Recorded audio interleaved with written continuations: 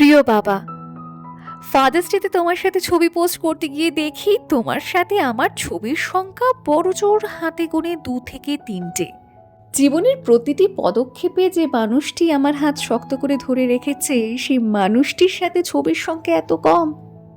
বুঝলাম, বাবারা হয়তো থাকেন এভাবেই নীরবতার আড়ালে নিঃশব্দে। পৃথিবীর শ্রেষ্ঠ শব্দ যদি মা হয় তাহলে শ্রেষ্ঠ পুরুষ অবশ্যই তুমি। তোমাকে কখনো বলা হয়নি, তবে ছোটবেলা থেকে তুমি ছিলে আমার সুপারম্যান।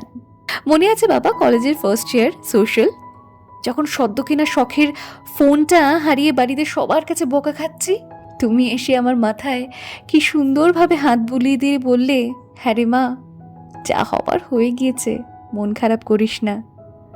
এভাবে হয়তো তুমিই বলতে পারতে। এরপর একদিন কলেজ থেকে ফেরার সময় যখন কারফিউতে আটকে তোমাকে ফোন লাগালাম ভয়ে ভয়ে, এমনভাবে হুশ করে তুমি চলে এলে ওখানে।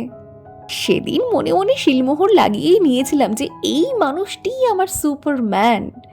তোমাকে কখনো কাঁদতে দেখিনি, কষ্ট পেতে দেখিনি, এমনই তো হয় সুপারম্যান। এরপর যখন বড় হলাম তখন বুঝলাম আমার এই সুপারম্যানও কষ্ট পায়, কাঁদে, ভয় পায়, বাস কাউকে সেটা শো করে না। এখন অবশ্য আমার সুপারম্যানের বয়স হয়েছে, কিন্তু আজও যখনই সমস্যায় পড়ি হুশ করে আমার সুপারম্যান আমার কাছে পৌঁছে যায়।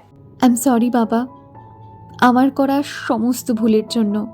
যদি সত্যি সময়টাকে রিভার্স করতে পারতাম তাহলে পুরনো আমিটাকে গিয়ে কান মুলে বলে আসতাম, বাবারা যা বলেন একেবারে ঠিকের জন্যই বলেন। পাখিদের জানি না, তবে আমার মনে হয় বাঙালি মেয়েরা না পাপা কি বাড়ি হয় না, হয় বাবার মা। কিরে, কখন বাড়ি ফিরছিস? দিনের শেষে তোমার এই ফোনটা না এলে না বড্ড খালি খালি লাগে। হ্যাপি ফাদার্স ডে বাবা, তোমাকে ভীষণ ভালোবাসি।